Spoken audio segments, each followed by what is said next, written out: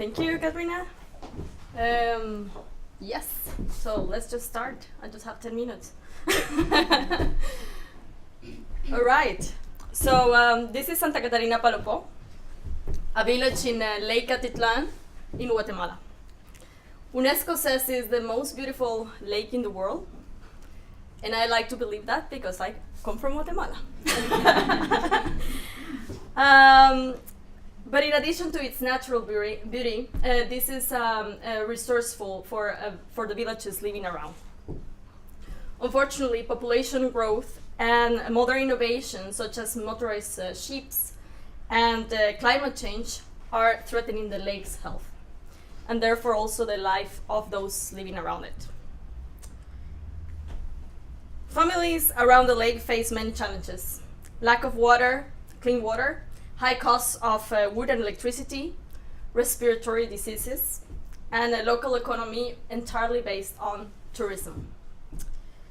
These challenges are interconnected, so addressing them requires a system perspective. But how can we improve the quality of life of those living in such vulnerable conditions? And how can we design for sustainability in such a complex system? And I think we could ask so many questions and look for too many answers around the place and everywhere around the world. But I believe we don't need to look too much in different places. I believe it is by empowering people to look for their own solutions, to empower people to be creative. So last summer I joined IDDS. IDDS stands for International Design Summit. Development Design Summit, and it's organized by local professionals, in this case in Guatemala, and MIT. The team consisted in around 70 people, 20 of them from Santa Catarina Palopo, mainly women, and each group had a facilitator, an expert on the theme we were going to solve. So it was the facilitator of energy, or the one expert in water, in sanitation, in waste. There was also other professionals. Each team had one designer, but most important is that each team had 2 people from the community. And like this, we went on to live together for about 1 month, 3 weeks. The most important point is that we are not designing for the community, but with the community. My team focused on the topic energy. So we went to discover all the problems around this topic, but also all the opportunities. By interviewing people, families at home, on how they were using energy in general. We discovered that approximately they use half of their income only in electricity, even though they don't own a washing machine nor an electric stove. So we wonder, why is this? And it's because they are using incandescent bulbs. For those who don't know, it's like a 1 to 10 scale regarding LED, which means that one incandescent bulb uses the energy of 10 LED bulbs as we use today. So we thought, okay, this is where the problem is. We also went on to experience on how they live, how they cook, how they bath. It is easy to judge and assume, but it's a different thing when you try it yourself. So this is an example of temazcal. It is sort of a sauna. They have this tradition since the Mayas, the ancient Mayas. They use it mainly for bathing, but also for healing purposes, especially after giving birth. After a workshop with the community, we discovered that they use approximately 15 logs of wood every time they use it. This is an average of 2 times per week. So it means equals 30 logs of wood. And there is about an average of 900 families living there in this village. And it's not the only village. It's just 1 out of 12. So you do the maths, it's a lot of wood. In addition, most women were not satisfied with this, because they had to prepare to their families, and then they were inhaling all this smoke, causing a lot of respiratory diseases. We also went on to experiment. We discovered that most of people didn't know about LED, even though the hardware store, the local hardware store, were selling them. Other people knew about them, but they didn't really know about the impact in the long run. So we decided to change it in some houses, from incandescent to LED, and expected to see the change in the electricity bill at the end of the month. Last but not least, we also built some existent inventions, so not to reinvent the wheel, and to see how they perform in this environment. This is a solar water heater made out of local and reusable materials that we found in the village. And like this, we went on trying different prototypes, but we came up with two solutions. One is the one that you are seeing here. It is a burner that is inspired in what is called the rocket stove. If I had more time, I will explain you what is that. But basically it means it's a L shape, and the combustion happens on the vertical path while the log stands in a horizontal way. So for not to make it too long, we managed to reduce it to a consumption of 3 logs, only 3 logs when they use it to produce the same amount of heat, which means we reduced the consumption of 80% without removing distribution from them.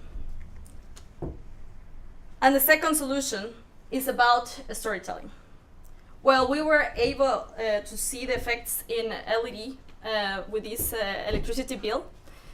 Then we decided to build a story about one of the families that included an explanation of the difference between the different bulbs, and also a demo. Also about how much money they were going to save, not only per month, but in the long run. And how could they invest also that money in more nutritious and sustainable food. This last solution was not only a success for the local hardware store, but most important is that some of the participants saw the value of it, and not only from our team, from other teams, and then decided to take this as a small business. So almost like entrepreneurs, to inform and educate people on how to use more sustainable electricity in more sustainable ways, while making an income of selling LEDs when they were visiting the families. That's something they came up with. And I was glad that these solutions worked.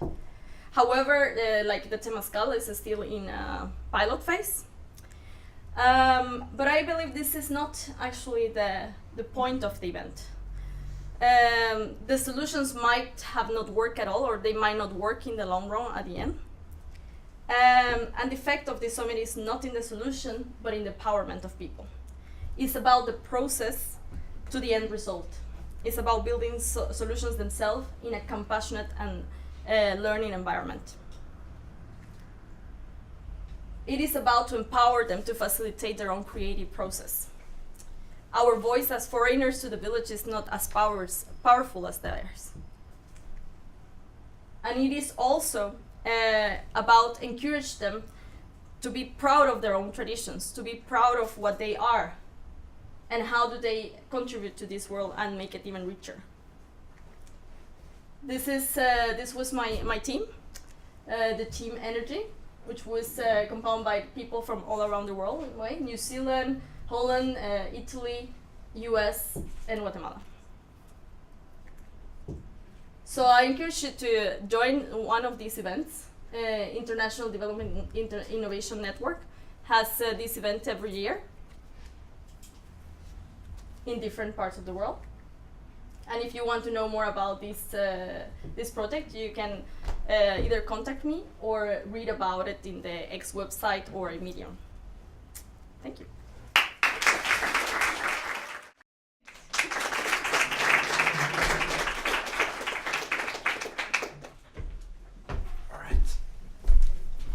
Yeah, so I'm going to talk about commitment today. That's kind of cool. I don't have a clue about it. I actually Googled the translation about it.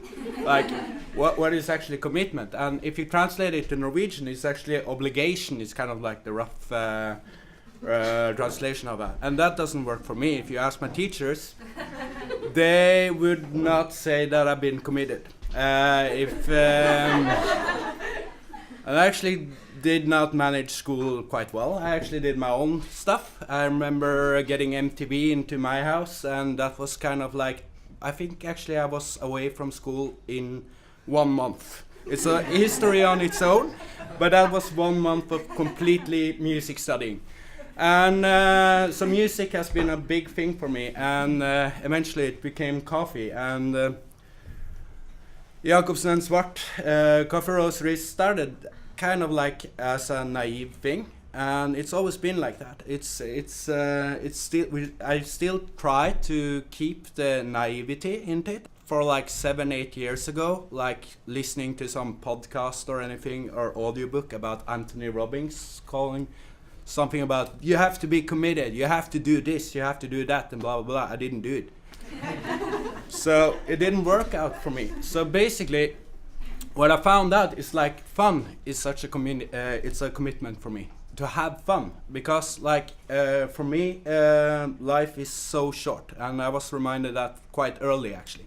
So all my life it's all about like trying to find new ways of doing things or learning things or communicating with people that even I didn't have a clue about. So like for instance, I was in school the last year when I was at school. I'm educated in child and youth care. I actually did quite well, so my exam was really good. I got some good grades on that, and that was sort of my statement and my big FU to my teachers, because I actually can if I want to. So, and that's the thing about everybody, we can if we want to. And the problem with us is like we set up so much limitations for what we think is possible. But when you have the focus to do something and you have fun with it, you actually just do it. And that is a huge difference between like being committed, because I'm obligated to pay my bills and I hate it. But I'm committed to having fun, so I just do it. So it's so separate. And this is like the naivety that we try to keep in Jacobsen and Svart. It's kind of like what is specialty coffee really about? Well, it's about the farm. It's about like roasting coffee. But can people actually tell the difference between coffees? Well, it's actually not that easy, because like coffee is actually just, it turns out to be like 1% of this is coffee, the rest of it is water. So you have to know something about water to know something about coffee. So this is the thing, like this is the naivety that we try to keep. It's like when everybody used to be like where I came from the coffee world, everybody was turning into like coffee snobs. And actually I was in that movement that actually turned the specialty coffee into something. And that was in Oslo in 2007. It was a huge thing. There were like Japanese coffee tourists like taking pictures of us. And being a musician and looking into that and reading some of the Fair and Loading guy, Hunter S. Thompson, you realize the absurdity of that. Like they're making hymns and they're celebrating you for making coffee. That's pretty stupid. Because like, well, from my perspective, it was because like I was educated in child and youth care. I saw myself as a career into like changing somebody's life, and now I'm doing coffee. What happened? Well, turns out like you can do a lot with coffee. It's the small moments that actually life is all about, and that is what we try to keep in Jacobsen and Svart, and that is the naivety that we want to keep in Jacobsen and Svart. It's basically like, how can we turn this into something fun? How can we be a barista and do something? And you have to do a lot of shitty work, like clean the toilets, you have to clean the floors, you have to do everything else but make coffee to make coffee. And how can that be fun? That's a huge project. So, alright, my idea was kind of like, okay, everybody's turning into coffee snobs. Let's not be coffee snobs. Okay, everybody is talking about like botanical varieties and hide meters. Okay, let's talk about the farmers.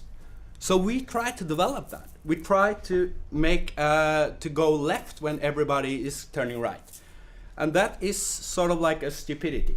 And that stupidity is sort of my commitment into what made Jacobsen and Svart into something, and it's turning into something like a decent kind of company in one way. In another way, it's kind of like a horrible company, because it's a lot of work, and you have to choose, because like you have to be, sometimes in the beginning you have to be a designer, and I don't have a clue about designs. I know what I like, but I don't know how to do it. I mean, there are probably a lot of you guys that know a lot about it. I don't have a clue.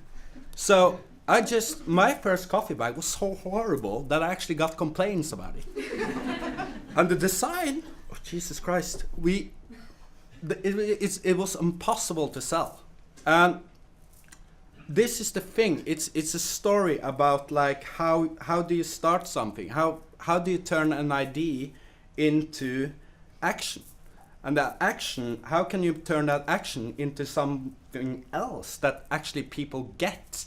Because that's kind of like a hard thing, because I have a lot of ideas. I'm a quite philosophical guy. I know a lot about this and that and blah, blah, blah. But how can I turn it into one simple Twitter sentence or anything that actually you get it? And that's the hard thing, because like to make a Bible is quite easy. You can talk in many thousand pages about all sorts of stuff.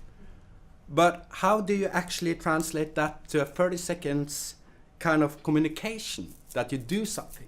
That's the hard part. And how do you get your colleagues to actually understand that those 30 seconds can be the change of how your day turns out? How do you do that? I don't know that. That's the thing. That's why I'm here right now. I don't know anything about commitment. I have to Google it. That's the thing. It's like, but there is something else. That is, as I said, it's the focus. And I love running a lot.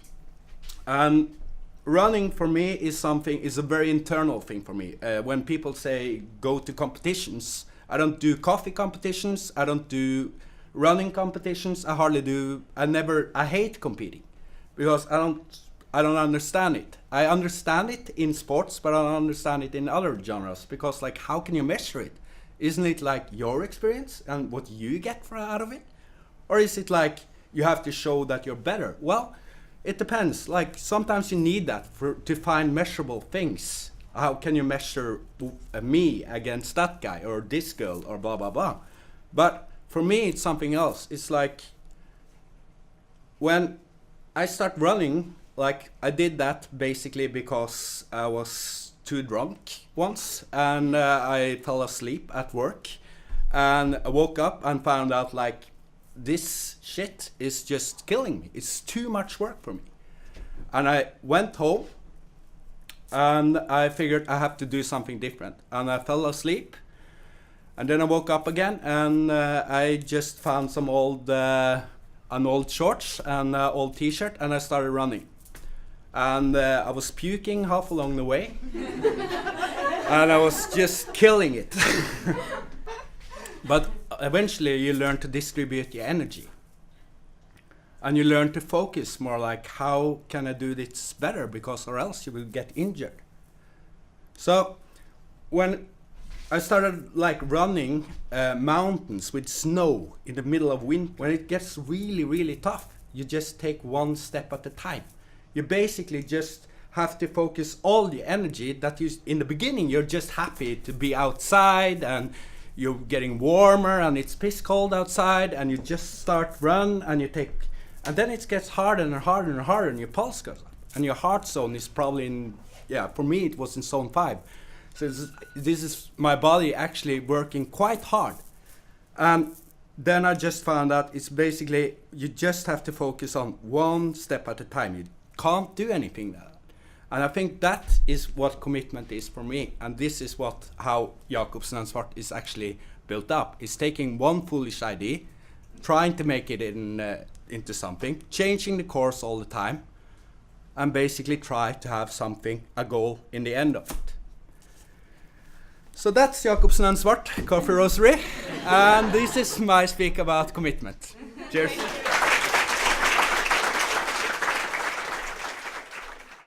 Okay, before we start, I just have to say that when we got here this morning, we asked if there was something we could do to help Katrina, and she said, or someone told us, yeah, you can put up the flags over there.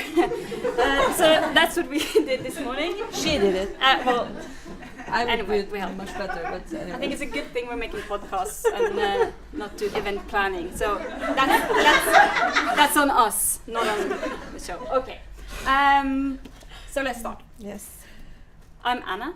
And I'm Azra. And we are the people behind the podcast Anna og Asra bretter opp ermene, which roughly translates as Anna and Asra roll up our sleeves. In other words, that we are doing it ourselves. The thing is, why are we doing it? We were a little bit tired, not a little bit, we were quite tired of the lack of cultural journalism in this city, well, all over the place, but we live here, and the lack of cultural journalism in Trondheim was evident because nowadays no mainstream media has the time or the resources or the will to have proper conversations with anyone, but at least not in regards to music or culture or literature, art and all things related.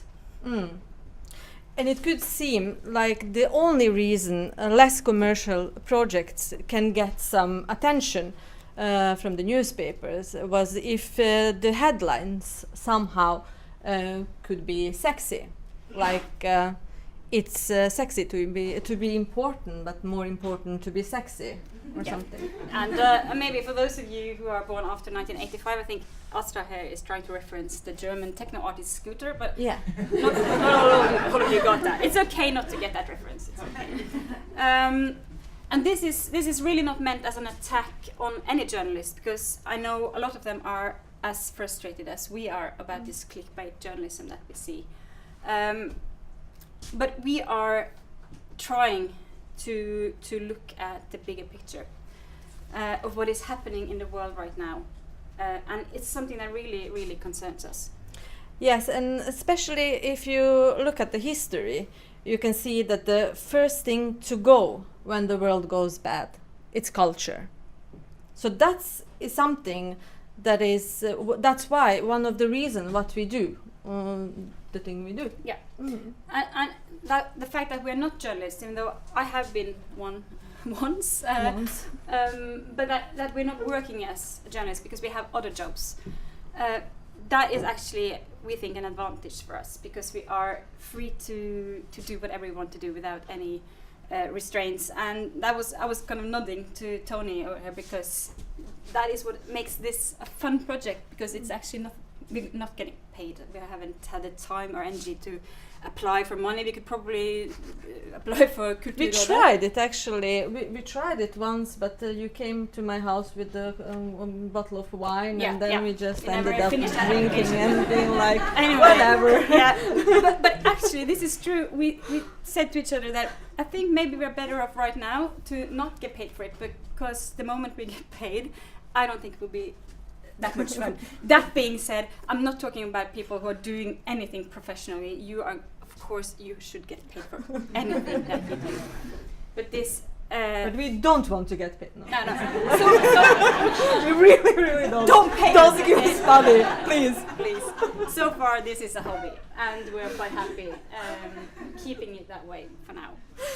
Okay. So that makes us completely independent.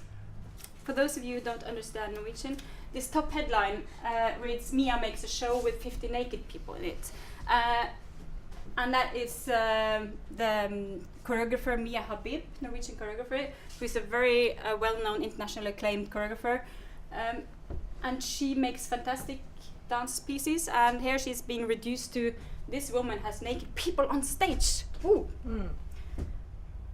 And the one with the dildo, well, it speaks for itself. Actually, it's a little bit hard to translate, but we can say as much as without the woman using this exact word that refers to male genitalia, she would never get a in the front of the Adressavisen. Actually, it was a very good show, one of the best shows I have seen. Yeah. So, as much as we ourselves like to talk about things that are dirty or sexy or shocking, because we really do enjoy that, we missed journalism that had the drive to look beneath the tabloid headlines and to take the time to dig into matter a bit more. And not to forget, maybe the most important thing is that we love to hear ourselves speak. Always. At least in Norwegian, that is. Yeah. And speaking of, when I speak Norwegian, you can hear that I have an accent, and that from that you can hear that I'm not Norwegian. But when I speak English, I hear people say to me that I sound like a Thor Heyerdahl, like proper Norwegian. Yeah, it's a proper Norwegian. One time when I actually sound Norwegian. Yeah, but it's kind of a proper Norwegian from the 50s. Also. Yeah. But anyway, yeah. And maybe new slide. Yeah. Maybe it's because we are getting close to 40. Yes, I know you could not believe that we are almost there and everything. Oh my God! Can it be true? Thank you. But like we are really, really filled with this urge to suddenly we were like filled with this urge to share opinions. Maybe and we felt like a lack of time. Now is our time. We're not young and promising anymore. No, it's like we're dying tomorrow. So we have to share these opinions and thoughts and topics with other people, and of course to learn from each other. Actually, that's the one big reason. At least for me, but of course for you too. Okay. And myself, we started actually a year ago, almost on the day today, a year ago, and I hope really that I am a smarter person than I was a year ago. But actually, I feel a little bit dumber, like I feel a little bit dumber. Yeah, we talked about this silent. And then a year ago, and that's maybe because we have actually talked to a lot of smart people through this year. Yeah, you can see some of them over here.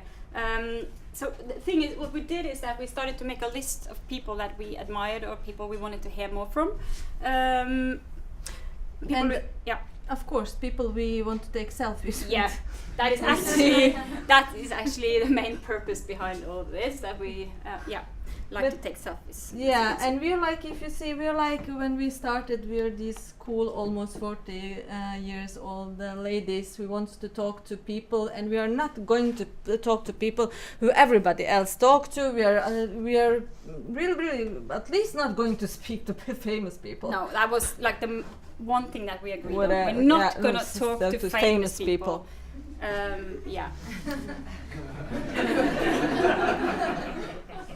That was and we're like